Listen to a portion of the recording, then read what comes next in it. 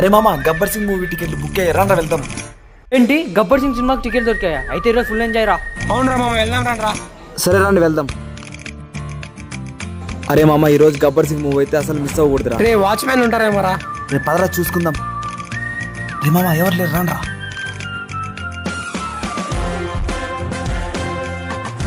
రే మామ ఎవరు లేరు పదండి.